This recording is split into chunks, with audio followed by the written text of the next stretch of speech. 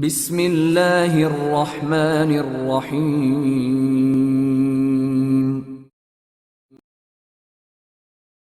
11 नवंबर। Imran series. मुसन्निफ इब्ने सफ़ी। इमरान ने Delphi के room number 11 पर दस्तक दी। वो रेडीमेड मेकअप में था। दरवाज़ा खुलते ही इमरान की ज़बान से निकला, 11 नवंबर। बराहिकरम अंदर आ जाइए, दरवाज़ा खोलने वाले ने बेहद नरम लहजे में कहा। वो इमरान की फूली हुई नाक और घनी मूछों वाले मेकअप को गौर से देख रहा था। इमरान कमरे में दाखिल होकर बड़े इत्मीनान से कुर्सी पर बैठ गया। दरवाज़ा खोलने वाला सूरत सवाल बना खड़ा था। आज तुमने योकावा को किसके सपुर्द कर दिया था? दफतन इमरान ने सवाल किया। मैं नहीं जानता, बोला गया। बैठ जाओ, इमरान ने दूसरी कुर्सी की तरफ इशारा किया। वो उसे पहले ही की तरह घूरता हुआ बैठ गया। इमरान उसे टटोलने वाली नज़रों से देख रहा था। मिस्टर नातोपिंग, क्या तुम्हें यकीन है कि तुम जो कुछ कर रहे हो उसमें गलती का इम्कान नहीं? कैसी गलती? क्या बात है, साफ साफ कहो, बोला गया। इमरान ने अपने ब्रीफकेस में से एक लिफाफा निकाला और उसकी तरफ बढ़ा दिया। उसने बड़ी बेसब्री से लिफाफा लेकर उसे चाक किया और अब कई तस्वीरें इसके कांपते हुए हाथों में थीं। क्या? वो इमरान की तरफ देखकर हिकलाया। क्या ये योकावा नहीं है? इमरान ने सवाल किया। हाँ हाँ, वही है, लेकिन तुम दोनों 613 के चौराहे पर किसका इंतजार कर रहे थे? इमरान ने पूछा। तुम कौन हो? उसने पूछा। तुम्हारा भी यही हशर हो सकता है, इमरान ने कहा। इसने योकावा की लाश की तस्वीरें मेज पर डाल दी और मुस्तरिबाना अंदाज में हाथ मलने लगा। तुम योकावा को वहीं छोड़कर क्यों चले गए थे? इमरान ने सवाल किया। तुम बताओ कि तुम कौन हो? उसने पूछा। मैं यहाँ इसका जवाब नहीं दे सकता। उठो और मेरे साथ चलो, इमरान ने कहा। नहीं, मैं नहीं जाऊंगा, वो हाथ उठाकर बोला। क्या? इमरान का लहजा कहर आलूद था। दफतन पिंग ने अपने हिप पॉकेट से एक छोटा सा पिस्तौल निकाल लिया। बताओ तुम कौन हो? इसने रिवॉल्वर का रुख इमरान की तरफ करते हुए कहा। बहुत अच्छे, इमरान मजाका उड़ाने वाले अंदाज में हंसा। बताओ वरना फायर कर दूंगा। तुम सब यकीनन किसी गलतफहमी का शिकार हुए हो। क्योशोवाई MO का एक एक आदमी इस तरह मार लिया जाएगा? इमरान ने लापरवाही से कहा। मैं तुमसे पूछ रहा हूँ कि तुम कौन हो, वो फिर से बोला। अच्छा, आओ मेरे करीब आओ, इमरान अपना ब्रीफकेस खोलता हुआ बोला। इसने इसमें से एक छोटा सा टेप रिकॉर्डर निकाला जिसमें से एक ईयरफोन भी अटैच था। ईयरफोन उसे देता हुआ बोला, लो सुनो, शायद तुम्हें यकीन ना आ सके। पिंग ने ईयरफोन इमरान से लेकर कान में लगा लिया। इमरान टेप रिकॉर्डर का स्विच ऑन करके इसे बगौर देखता रहा। पहले इसके हाथ से पिस्तौल गिरा था, फिर आंखें फैल गई थीं और फिर वो लड़खड़ाता हुआ दीवार से जा लगा। ईयरफोन इसके कान से निकलकर ज़मीन पर गिर गया। इमरान इसको इसी हाल में छोड़कर टेप रिकॉर्डर को एहतियात से ब्रीफकेस में रखने लगा। फिर वो इसकी तरफ बढ़ा और इसका हाथ पकड़कर बोला, चलो, नानी अम्मा इंतज़ार कर रही होंगी। पिस्तौल जहाँ गिरा था वहीं पड़ा रहा और वो कमरे से बाहर आ गए। पिंक का हाथ अभी इमरान के हाथ में था। वो किसी शहरज़दा की तरह इसके साथ ही चला जा रहा था। रात के 11 बज गए और लिज़ी ड्राइंग रूम में बैठी जोसेफ से झगड़ती रही। ऐसा मालूम होता था जैसे इनके अपने ख़ानदानी झगड़े भी आज ही तय हो जाएंगे। जोसेफ कह रहा था, मुझे मॉडर्निज्म की हवा भी नहीं लगी। मैं तो अपनी बीवी को जानवरों के बारे में बांध सकता हूँ। शट अप, लिज़ी चीखी। शादी हो जाने दो, फिर देखूंगा। ये गज भर की जबान हमेशा हमेशा के लिए खामोश हो जाएगी, जोसेफ ने कहा। तुम बकवास बंद नहीं करोगे? लिज़ी बोली। मेरे कबीले की औरतें शौहरों को देवता समझती हैं, जोसेफ बोला। लिज़ी ने दोनों हाथों से कान बंद कर लिए। इतने में किसी ने बाहर से घंटी बजाई। लिज़ी को वहीं बैठे रहने का इशारा करके जोसेफ उठ गया। लिज़ी वहीं बैठी रही, गुस्से से कांप रही थी और फिर जैसे इमरान की शक्ल दिखाई दी, भूखी शेरनी की तरह झपट पड़ी। लेकिन जोसेफ बड़ी फुर्ती से इनके दरमियान आता हुआ बोला, बॉस, ये हाल है इसका, क्या मेरे साथ निभा कर सकेगी? सब ठीक हो जाएगा, तुम फिक्र ना करो, इमरान बोला। क्या ठीक हो जाएगा? लिज़ी हलक फाड़ कर चीखी। यही कि शादी के बाद तुम दोनों के सही हालात शुरू हो जाएंगे, इमरान ने कहा। तुम्हारा दिमाग तो खराब नहीं हो गया? लिज़ी ने कहा। खफा होने की बात नहीं, मैं ही कर लेता, लेकिन मजहबी इख्तिलाफ की वजह से मुनासिब नहीं समझता। जोसेफ क्रिश्चियन है, इमरान ने कहा। तुम कौन होते हो फैसला करने वाले? लिज़ी ने कहा। फर्ज है मेरा, जबकि इस तरह सर पर आ पड़ी हो, इमरान ने कहा। मैं यहाँ से जाना चाहती हूँ, लिजी बोली। शादी से पहले ये नामुमकिन है, इमरान ने कहा। जाने दो बॉस, मैं शादी करके क्या करूँगा, माफ़ कर दो, जोसेफ गिड़गिड़ाया। गर्दन तोड़ दूंगा अगर तूने बकवास की तो, इमरान ने कहा। मैं तो कह रहा था ख्वामख्वाह क्या फ़ायदा, जोसेफ ने कहा। बकवास बंद करो, तुम्हें इस यतीम लड़की का हाथ पकड़ना ही होगा, इमरान ने कहा। अच्छा बॉस, जोसेफ मुर्दा सी आवाज़ में बोला। अब मैं पागलों की तरह चीखना शुरू कर दूंगी, लिजी ने कहा। बॉस, मुझे पागल औरतों से खौफ मालूम होता है, और ये मुझे सैयद दिमाग नहीं लगती। मुझ पर रहम करो बॉस, जोसेफ ने कहा। तुम खामोश रहो, सब ठीक हो जाएगा, इमरान ने कहा। बॉस, फिर सोच लो, जोसेफ बोला। अगर तू मेरा कहना नहीं मानेगा तो बहरे जुल्मात की खूंखार कानी मछली तेरी खुशबख्ती को निगल लेगी, इमरान ने कहा। नहीं बॉस। और बहरे मुर्दार से उठने वाली मुताफिन आंधी, इमरान बोला। बस बस, खुदा के लिए बॉस, रहम। जोसेफ ने अपने दोनों कान बंद कर लिए और चीख कर बोला, मैं शादी कर लूंगा, मुझे कोसने ना दो। इतने में लिजी दरवाजे की तरफ बढ़ी थी कि इमरान ने उसका बाजू पकड़ लिया। छोड़ दो, मुझे जाने दो, मैं लम्हा भर के लिए भी नहीं ठहर सकती, लिजी ने कहा। तुम मेरी ट्रॉफी हो, इमरान बौखलाए हुए लहजे में बोला। शट अप, लिजी ने कहा। जाने दो, जोसेफ गिड़गिड़ाया।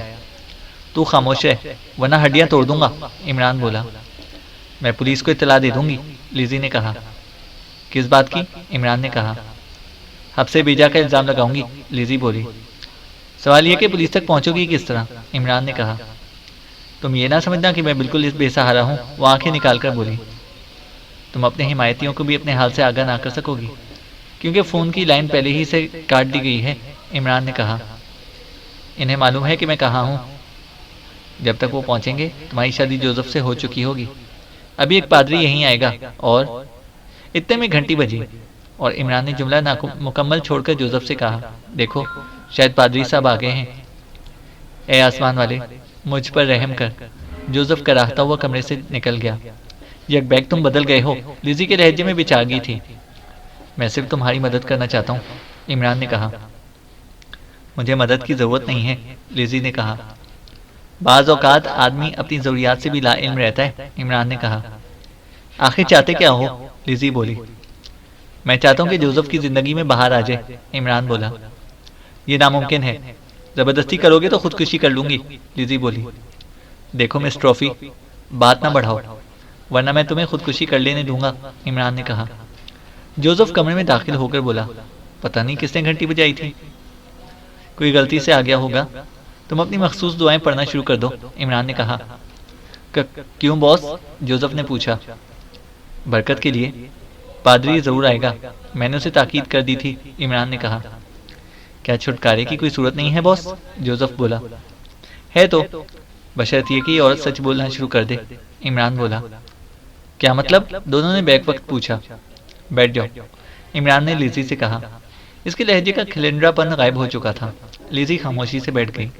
इमरान ने कोट की अंदरूनी जेब से योकावा की लाश की तस्वीर निकाली और लिजी की तरफ बढ़ा दी। ये लिजी हिकलाई थी। योकावा की लाश की तस्वीर है, इमरान बोला। तो फिर लिजी हिकलाई। तुम इसके कातिल को जानती हो, इमरान ने पूछा। ये झूठ है, तस्वीर इसके हाथ से छूट पड़ी। खेल खत्म हो चुका है मिस ट्रॉफी। हेम्फ्रे ने ठीक ही कहा था कि तुम्हें इसके साथ ना देखा जाना चाहिए, इमरान बोला। क्या, लिजी बौखलाकर खड़ी हो गई। बैठ जाओ, मैं एक पेशावर ब्लैकमेलर हूँ, तुम्हें इसकी भारी कीमत अदा करनी पड़ेगी, इमरान ने कहा। लिजी पर बदवासी का दौरा पड़ चुका था। जोसेफ, इसे बिठा दो, इमरान ने तहकमाना लहजे में कहा। जोसेफ इसकी तरफ बढ़ा ही था कि वो खुद ही बैठ गई। सबसे पहले मैं योकावा की कहानी सुनना पसंद करूंगा, इमरान बोला। मैं कुछ नहीं जानती मिस ट्रॉफी, मैं बहुत बुरा आदमी हूँ, इमरान बोला। यकीन करो, मैं कुछ नहीं जानती, लिजी बोली।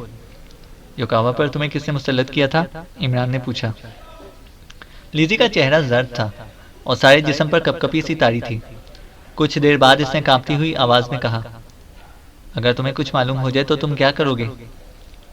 गैर मुल्की मुजरिमों से खराज वसूल करना ही मेरा पेशा है, इमरान ने कहा। मुझे इसके साथियों की तादाद मालूम करनी थी, पता लगाना था कि वो कहाँ कहाँ मुकीम हैं, लिजी बोली। तो फिर, इमरान ने पूछा। मुझे आज तक मालूम ना हो सका, लिजी ने कहा। मुंदरे कैसा आदमी है? इमरान ने पूछा। पता नहीं, मैंने उसे आज तक नहीं देखा, लिजी बोली। क्या तुम सच कह रही हो? इमरान बोला। हाँ, मैंने उसे कभी नहीं देखा। हेम्फ्रीज का मोतमद है, इसी के जरिए सारे काम चलते हैं। वही मुझे इसके नोट्स लाकर देता था और मैं इन्हें टाइप करके फाइल बनाती थी, लिजी ने कहा। अगर मैं तुम्हें छोड़ दूं तो तुम कहाँ जाओगी? इमरान ने पूछा। मैं पता नहीं कहाँ जाऊंगी, मुझे डर लग रहा है। क्या ये सचमुच युकावा की लाश की तस्वीर है? लिजी ने पूछा। मुझसे अड़ने की कोशिश ना करो मिस ट्रॉफी, इमरान इसकी आंखों में देखता हुआ मुस्कुराया। मैं झूठ नहीं कह रही, लिजी बोली। तुम इतनी डरपोक नहीं हो। इस वक्त तुम्हारे चेहरे पर परेशानी के आसार नहीं थे जब तुम योकावा के कत्ल के मुतालिक हेम्फ्री से गुफ्तगू कर रही थी, इमरान ने कहा। तुम कहाँ थे? तुम क्या जानो? गैर जरूरी सवालात से गुरेज करो और मेरी बातों का सही जवाब दो, इमरान ने कहा। इतने में फिर किसी ने इत्तला की घंटी बजाई और इमरान लिजी को घूरता हुआ उठ खड़ा हुआ। फिर दरवाजे की तरफ बढ़ता हुआ जोसेफ से बोला, इसे कड़ी निगरानी में रखो, मैं थोड़ी देर बाद वापस आ जाऊंगा। बरामदे में सफदर नजर आया। क्या इससे पहले भी तुमने ही घंटी बजाई थी? इमरान ने इससे पूछा। जी हाँ, लेकिन मुझे शुबा हुआ था जैसे कोई मेरे ताकुब में हो, लिहाजा फौरी तौर पर यही मुनासिब समझा कि इस शुबे की तस्दीक कर लूं, सफदर ने कहा। तो फिर? वहम था, सफदर बोला। आइंदा मोहतात रहना। यहाँ जोसेफ है, तुम्हारे चले जाने के बाद ही इसे दरवाज़ा खोला होगा, वरना तुम इस तरह नजर आ जाते तो बेतरीक फायर कर देता, इमरान ने कहा। अब वो गुफ्तगू करने के काबिल हो गया है, सफदर बोला। चलो पहले उसे ही देखें, इमरान ने कहा और मुड़कर दरवाज़ा बाहर से मुकफिल कर दिया। दोनों कंपाउंड से बाहर निकलकर सड़क पर आ गए। आखिर वो आसाबी इख्तलाल में कैसे मुब्तला हो गया था? सफदर ने पूछा। एक ऐसा गीत टेप कर रखा है मैंने जो आदमी को आलम बाला की सैर करा देता है, कभी तुम्हें भी सुनाऊंगा, इमरान ने कहा। वो पैदल ही चल पड़े थे, शायद करीब ही कहीं जाना था। इसी लाइन की एक इमारत के कंपाउंड में मुड़ते हुए सफदर ने कहा, मुझे दो दो रिपोर्टें सुनानी पड़ रही हैं, एक आपको और एक चीफ को, सफदर बोला। फिक्र ना करो, कार ब कसरत तजर्बात में इजाफा भी हो रहा है। इस तरह और इसे जुमला पूरा किए बगैर खामोशी इख्तियार कर ली। इमारत में दाखिल होकर वो एक कमरे में पहुंचे जहां नातो पिंग एक कुर्सी से बंधा हुआ था। इन्हें देखकर वो झिलाए हुए लहजे में बोला, तुम कौन हो और मुझे क्यों हरासा कर रहे हो? इमरान इसे खामोशी से बगौर देखता रहा, फिर एक कदम आगे बढ़कर नरम लहजे में पूछा, तुम कानूनी तौर पर यहाँ पर आए हो? यकीनन, मेरे इस दावे को चैलेंज नहीं किया जा सकता। कागजात मौजूद हैं, हमारे सफारत खाने से तस्दीक की जा सकती है। योकावा से तुम्हारा क्या ताल्लुक था? इमरान ने कहा। वो मेरा दोस्त था, पिंग ने कहा। लेकिन हकीकतन तुम उसके दुश्मन थे, इमरान ने पूछा। ये गलत है, पिंग बोला। अगर ये गलत है तो फिर तुम उसे 613 के चौराहे पर तन्हा क्यों छोड़कर गए थे? इमरान ने कहा। फिर क्या करता? पिंग बोला। क्या तुमने ही उसे उस फ्लैट में भेजा था? इमरान ने पूछा। मैं क्यों भेजता? तो फिर इसका यह मतलब हुआ कि बाज़ अहकामात तुम तक बराह रास्त भी पहुंचते रहे हैं, इमरान बोला। कैसे अहकामात? ना तो पिंग चौंक पड़ा। इमरान ने इस तब्दीली को गौर से देखा और लहजा बदल कर बोला, खैर इसे छोड़ो, मैं भी अच्छी तरह जानता हूँ कि तुम्हारा ताल्लुक इनकलाबी जमात क्यूशोपिंग मिन ऑर्गेनाइजेशन से है, जो अपने मुल्क में एक गैर मुल्की गलबे के खिलाफ इनकलाब लाना चाहती है, इमरान ने कहा। तुम्हें इससे कोई सरोकार ना होना चाहिए, ना तो पिंग एकदम भड़क उठा। मैं यहाँ तुम्हारी हुकूमत की रजामंदी से बहैसियत टेक्सटाइल इंजीनियर खिदमात अंजाम दे रहा हूँ और मुझे यहाँ भिजवाने की जिम्मेदारी मेरे मुल्क की हुकूमत की है, ना तो पिंग बोला। तो तुम्हें योकावा की मौत से सदमा नहीं पहुंचा? इमरान ने पूछा। मैं यकीन ही नहीं कर सकता, ना तो पिंग बोला। क्या तुमने लाश की तस्वीर नहीं देखी थी? इमरान बोला। मैं उस पर यकीन नहीं कर सकता, ना तो पिंग ने कहा। यकीन ना करने की वजह? इमरान बोला। पिंग ने इस सवाल का कोई जवाब ना दिया। इसके होंठ सख्ती से भिंचे हुए थे और आंखें किसी सोच में डूबी हुई थीं। इमरान थोड़ी देर बाद बोला, तुम्हारी जमात को जिस तरह खतरे का सामना है इससे भी मैं वाकिफ हूँ, इमरान ने कहा। अब मजीद गुफ्तगू इसी सूरत में हो सकेगी जब तुम मुझे अपने बारे में बताओगे, पिंग ने कड़े तेवरों के साथ कहा। मैं वही हूँ जिस पर योकावा ने लिजी को मुसल्लत किया था, इमरान बोला। ओह, पिंग चौंका। अब तुम बताओ कि इस फ्लैट में कौन था? इमरान ने पूछा। लेकिन महज इतना काफ़ी नहीं है। मुझे बताओ कि तुम कौन हो और उन मामलात में क्यों दखल दे रहे हो। नातोपिंग ने कहा। नातोपिंग, तुम यहाँ इसलिए नहीं लाए गए कि गुफ्तगू के लिए शराइत पेश कर सको। इमरान बोला। मेरी ज़बान नहीं खुल सकती, पिंग ने कहा। तुमने एडल्फी से बाहर कदम निकालने से भी तो इनकार कर दिया था। इमरान का लहजा तंजिया था। नातोपिंग ने कुछ कहने के लिए मुंह खोला, फिर सख्ती से होंठ भींच लिए। इसकी आंखों में उलझन के आसार नुमाया थे। मैं नहीं चाहता कि तुम्हें किसी जहनी या जिस्मानी अजियत में मुब्तला करूं, इमरान ने इसकी आंखों में देखते हुए कहा। अच्छा, पिंग ने बिलाखिर सवाल किया। मेरी जमात को कौन सा खतरा लाहक है? इस मुल्क की सीक्रेट सर्विस जिसके इक्तिसादी गलबे ने तुम अपने मुल्क को निजात दिलाना चाहते हो, इमरान ने कहा। यहाँ इसका क्या सवाल? पिंग बोला। दोस्त पिंग, इमरान ने उसके शाने पर हाथ रखकर बोला। तुम लोगों के बारे में किसी का ये कॉल सच्ची मालूम होता है कि इनफरादी तौर पर तुम सब बिल्कुल डफर होते हो। शायद इसलिए वो एक एक करके मार रहे हैं तुम लोगों को, इमरान ने कहा। क्या मतलब? पिंग बोला।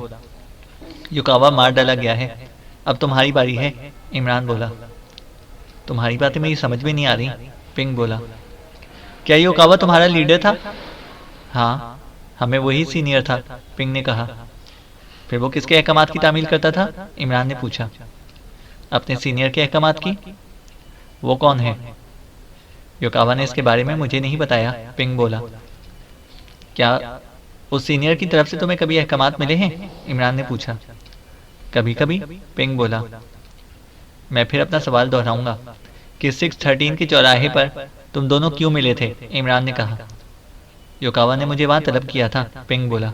किस लिए? इसे अहकामात मिले थे, लेकिन मुझे इनकी नौयत का इल्म नहीं था।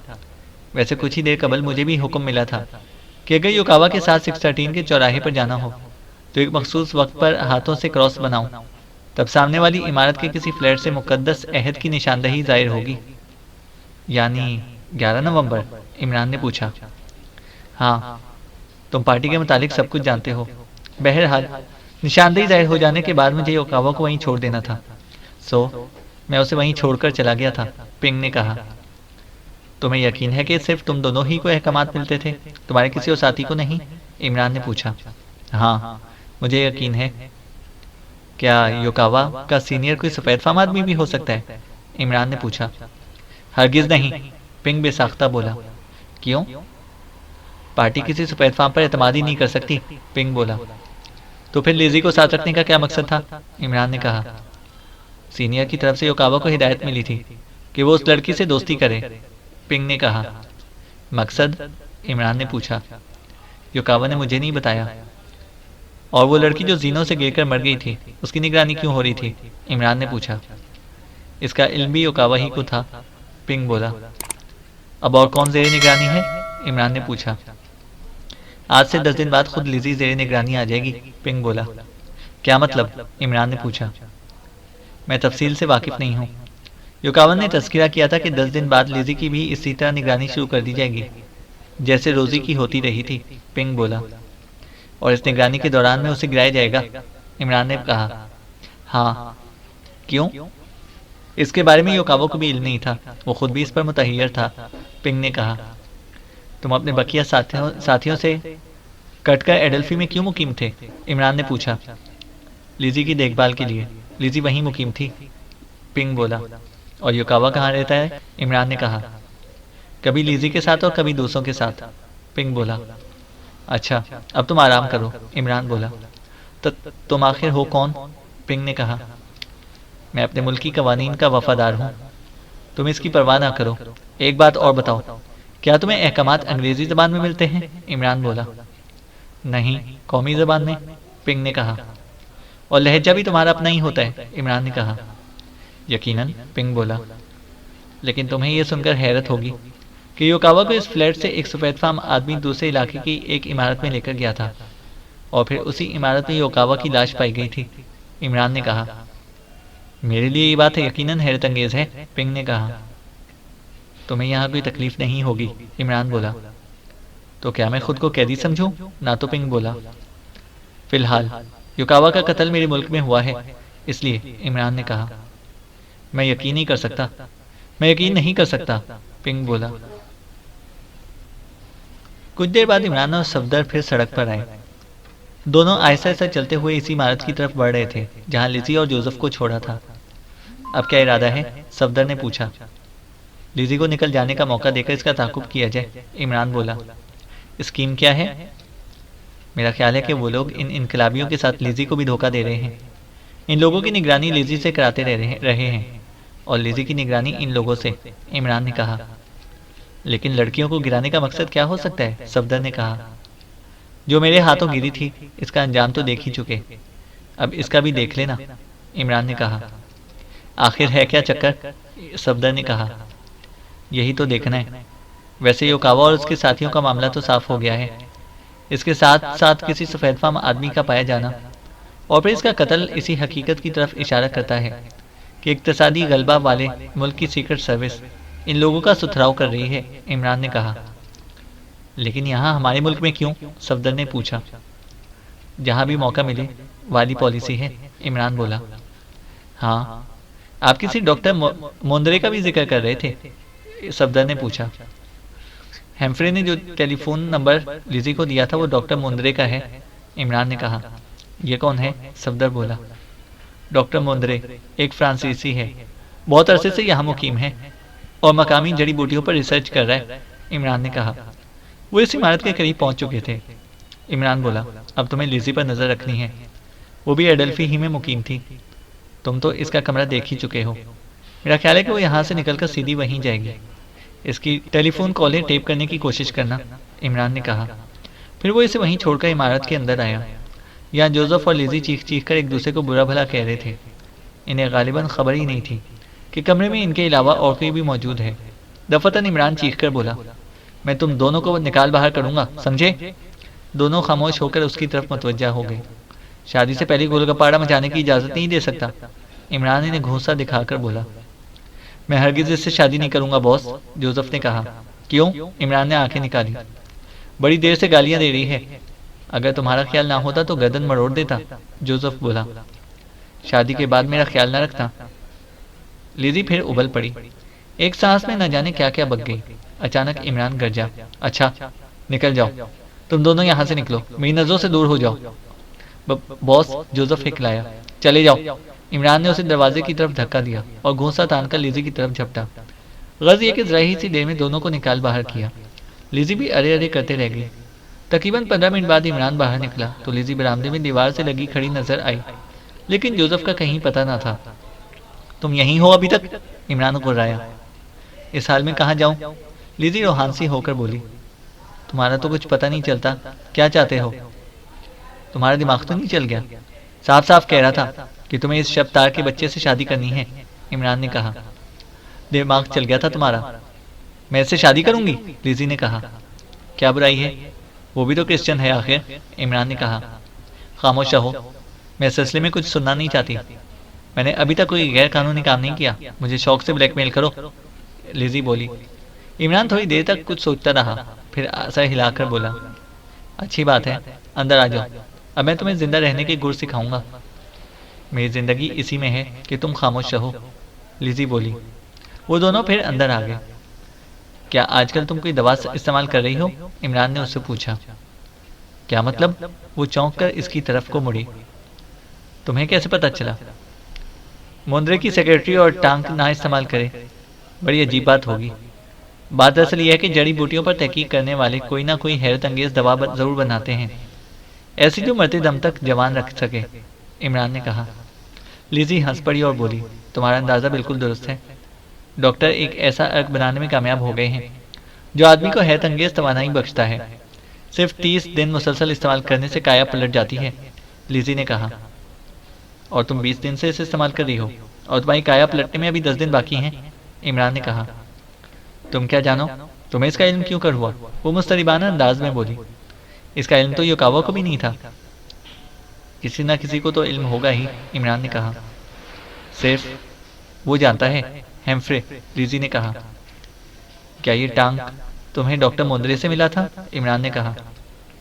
मैं तुम्हें बता चुकी हूँ कि मैंने आज तक मोंद्रे को नहीं देखा।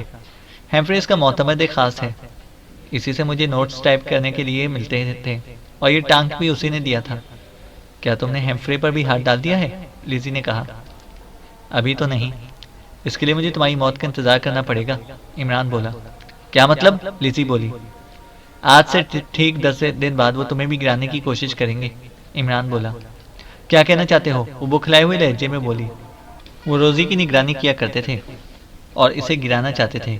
जानती हो पोस्टमार्टम की रिपोर्ट ने क्या बताया है? इमरान ने कहा। नहीं, मैं नहीं जानती, लिज़ी बोली। गिरते ही इसका दिल फट गया था और वो मर गई थी। इमरान बोला। नहीं, नहीं, मेरे साथ ऐसा नहीं हो सकता। रोज़ी हम में से नहीं थी। मैंने इसे मुंद्रे की कोठी में कभी नहीं देखा था। लिज़ी ने कहा। इससे कोई फ़र्क नहीं पड़ता। इमरान बोला। तुम ख्वामख्वाह मुझे सहमा रहे हो। लिज़ी बोली। लाओ वो टांग निकालो। इमरान बोला। लिज़ी ने ब्लाउज़र के गिरेबान में हाथ डालकर नीले रंग के शीशे की का एक ट्यूब निकाला और इमरान की तरफ बढ़ा दिया। ट्यूब में कोई सयाल मादा था और ट्यूब 2/3 खाली हो चुका था। और अब तुम बाहर चलने के लिए तैयार हो जाओ। इमरान ने कहा। कहाँ? पता नहीं तुम क्या कर रहे हो। तुमने मुझे बाहर निकाल दिया था। अगर मैं चली जाती तो? लिज़ी बोली। मेरी स्कीमें बदलती रहती हैं। जल्दी करो। इमरान बोला। कहाँ ले चलोगे? मेडिकल चेकअप कराऊंगा। इमरान ने कहा। तुमने मुझे नर्वस कर दिया है। लेकिन वो मुझे क्यों मार डालना चाहेगा? लिज़ी कपकपाती हुई आवाज़ में बोली। अगर तुम्हें मुझ पर एतमाद नहीं है तो चलती फिरती नजर आओ। मैं तो पहले ही तुम्हें बाहर निकाल चुका था। फिर ख्याल आया कि ख्वामख्वाह एक और ज़िंदगी क्यों ज़ाया की जाए। इमरान ने कहा। अच्छा चलो, कहाँ चलते हो? लिज़ी ने कहा और थके थके से अंदाज में एक कुर्सी में ढेर हो गई। चैनल को सब्सक्राइब करें और बेल आइकन को प्रेस करें ताकि हमारी हर अपडेट आपको बर वक्त मिल सके।